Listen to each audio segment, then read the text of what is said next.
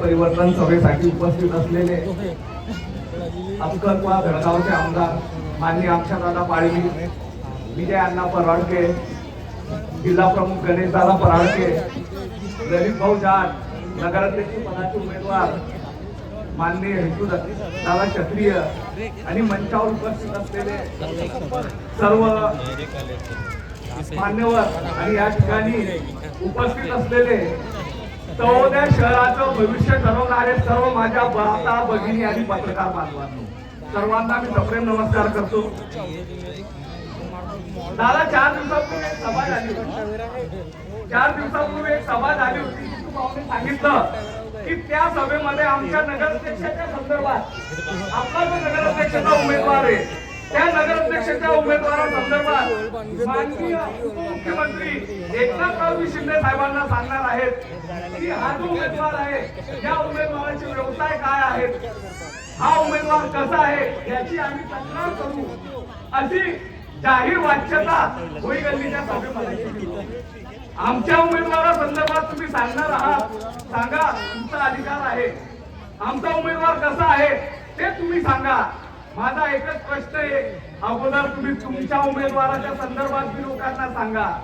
आमच्या उमेदवारावर माननीय हिंदू भैया क्षत्रिय याच्यावर गुन्हे दाखल असतील, पण जोपर्यंत ते गुन्हे सिद्ध होत नाही तोपर्यंत ती व्यक्ती आरोपी होत नाही.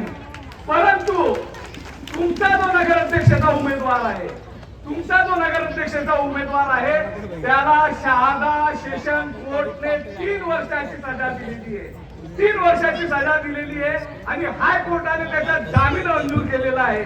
ते सुद्धा तुम्ही लोकांना पहिले सांगा, त्याच्यानंतर आमच्या उमेदवाराची तुम्ही कंप्लेंट करा. लोकांचं बघायचं वाचून आणि स्वतःचं ठेवायचं दाखवून ही गोष्ट करू नका. पहिले तुमच्या उमेदवाराच्या संदर्भात सांगा लोकांना काय आहे काय नाही. त्याच्यानंतर अजून टीका झाली. दादा, आम्ही कोणाच्या व्यक्तिगत याच्यावर कधी टीका केली नाही आणि करणार सुद्धा नाही, परंतु यांनी व्यवसायाच्या संदर्भात केली. कोणी सत्ताचा व्यवसाय करतो, कोणी जुगारचा व्यवसाय करतो, कोणी दारूचे अड्डे चालवतो. माझे दोन बियर बार आहेत. बियर शॉपीचं माझे लायसन आहे. शासनाने मला बियर शॉपीचे लायसन दिलेलं आहे. मी एक्साइज ड्युटी भरतो, मी त्याच्यामध्ये जीएसटी भरतो, सर्व काही भरतो. आमच्या व्यवसायाच्या संदर्भात तुम्ही टीका करतात. तुमच्या उमेदवाराचे व्यवसाय कोणते?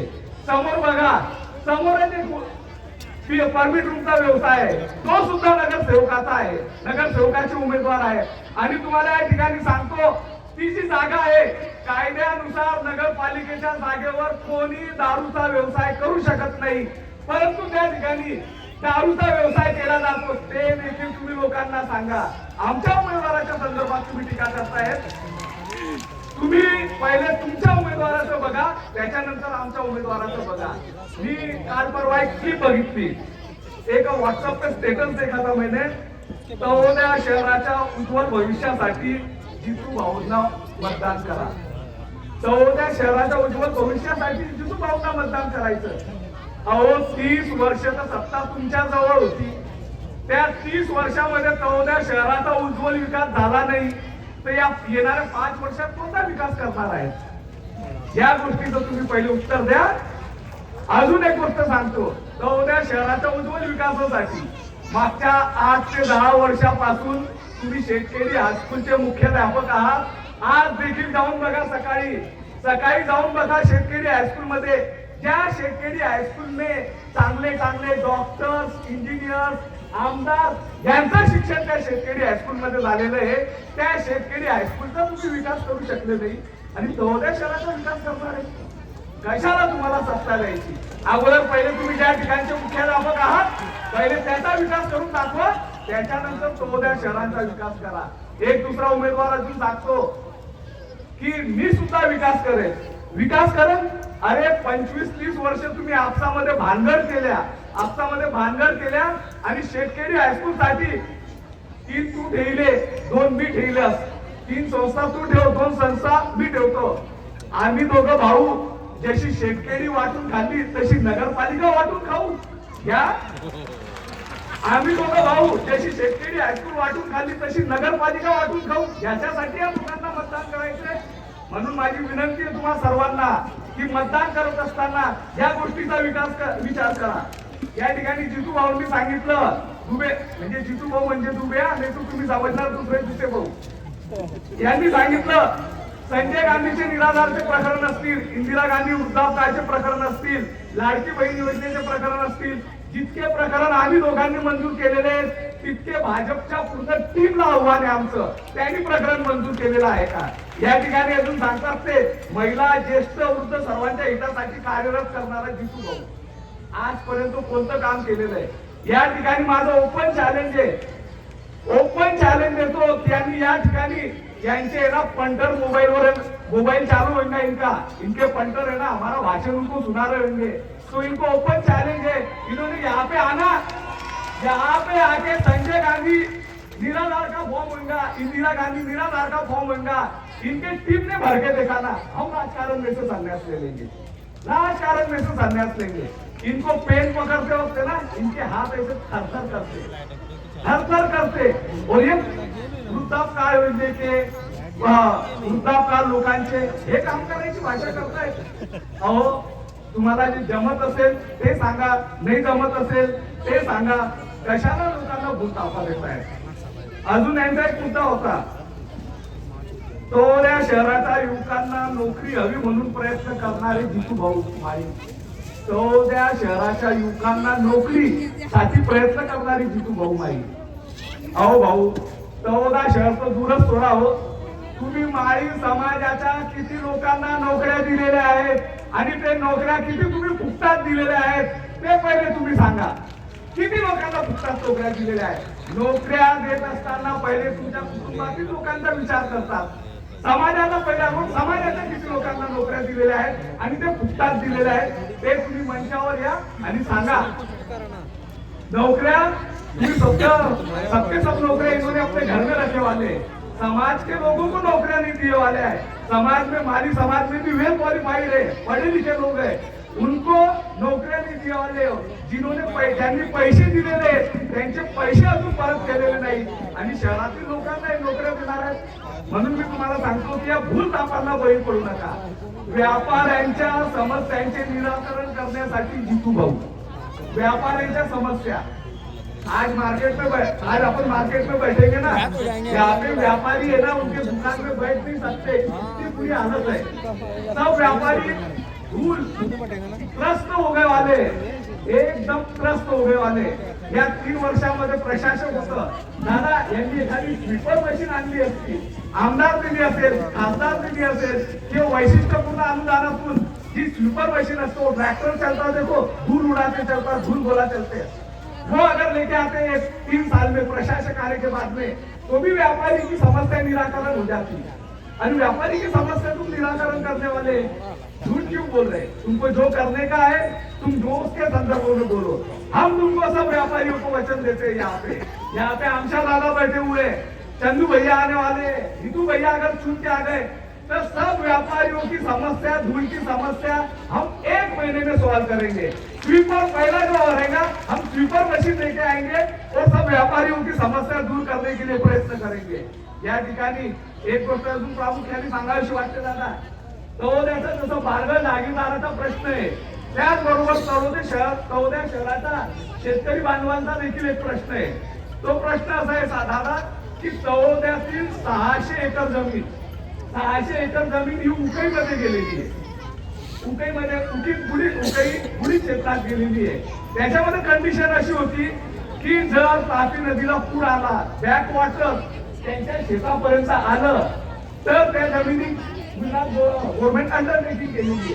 परंतु साहेब मागच्या 60 वर्षामध्ये 600 एकर जमीन अशी आहे की त्या जमिनीला आजपर्यंत तापीचं पुराचं पाणी पोहोचलेलं नाहीये. त्यामुळे आमच्या शेतकरी बांधवांची ही एक अट आहे. मी माननीय आमच्या दादांना, माननीय चंदू भैया साहेबांना विनंती करणार आहे की या ज्या 600 एकरच्या जमिनी आहे, या 600 एकरच्या जमिनीचे जे उतारे ते गुजरात गव्हर्नमेंटच्या नावावर आहे. जर तुम्ही शिवसेनेचा नगराध्यक्ष या ठिकाणी बनवला आणि शिवसेनेचे नगरसेवक बहुमताने निवडून दिले तर ती 600 एकरची जमीन देखील आमचे दोघं आमदार शेतकऱ्यांच्या नावावर करण्याचा प्रयत्न करतील, याची मी तुम्हाला ग्वाही देतो. कारण आमचे आमदार जे आहेत, रघुकुलरीत सदा चली आई, प्राण जाय पर वचन न जाई. जो शब्द तुम्हाला दिला जाईल त्या शब्दासाठी ते जीवाचे रान करतील आणि तुमचं काम करतील. कवड्या नगरपालिकेच्या संदर्भात सांगतो, एक भाऊ आमच्यावर टीका करतो की मी असं करस, मी तसं करस, मी आई करीत असतो, मी ते करीत असतो. तू काय काय केलेलं आहे त्या संदर्भात कवड्या नगरपालिकेच्या कर्मचाऱ्यांना विचारा, किती त्रास दिलेला आहे. नगरपालिकेच्या सर्व कॉन्ट्रॅक्टरांना विचारा, किती त्रास दिलेला आहे. आणि तू सांगतो की मी टेंडर घेणार नाही, मी हे घेणार नाही. आणि जे कामं झाले तुमच्या प्रभागामध्ये, त्या प्रभागामध्ये तो तुम्हीच पार्टनर होता. तुम्हाला फक्त खोटी वाटत असेल तर विचारा माझ्या भाच्या अभिजित कराचा विचारा की ते काम त्याने केलेले, त्या कामामध्ये कोण पार्टनर होता. या संदर्भात तुम्ही विचार करा. एकच गोष्ट तुम्हाला सांगतो, माननीय भैया साहेबांचं आगमन झालंय.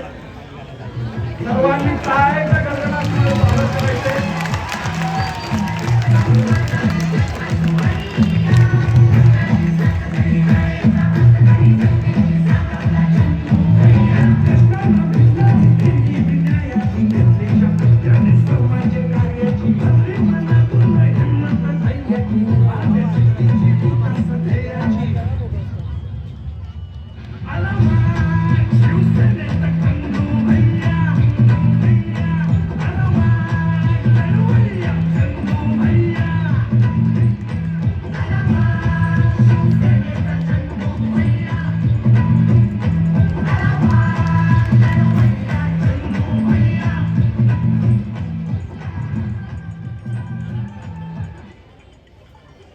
याचं एक ज्वलंत उदाहरण देतो. कवड्या नगरपालिकेचा एक कर्मचारी आहे नारायण चौधरी, त्यांच्याच समाजाचा कर्मचारी आहे नारायण चौधरी नावाचा.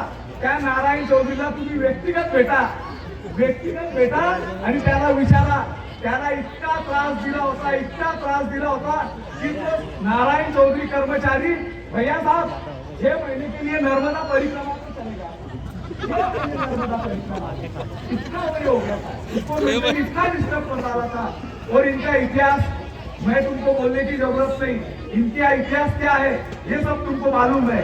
इसके लिए मैं हाथ जोड़ के विनती करता हूँ कि मतदान करते वक्त एक ही बात सोचना कि अपने को तलोदा शहर का विकास करने का है, तलोदा में से परिवारवाद नष्ट करने का है. तलोदा शहर में से दादागिरी अगर नष्ट करने की होगी तो शिवसेने के तीनों बटन प्रभाग क्रमांक 4 में प्रभाग क्रमांक 2 में 4 उम्मीदवार है, 3 नगर सेवक और 1 नगर अध्यक्ष, और बाकी के प्रभाग में 2 नगर सेवक के उम्मीदवार और 1 नगर अध्यक्ष. तो सबको हाथ जोड़ के विनती है कि शिवसेने के सामने का बटन दबाओ तो तुम्हारा विकास होगा. शिवसेने का सामने का बटन दाबेंगे तो गांव का विकास होगा, गांव में का दहशतवाद खत्म होगा, गांव में का परिवारवाद खत्म होगा. इसके लिए तुम शिवसेना के सामने का बटन दबाओ और शिवसेना के नगर अध्यक्ष और नगर सेवक पदों के सभी उम्मीदवार को विजयी करो. ये विनती करता हूँ और मेरे वाणी को विराम देता हूँ.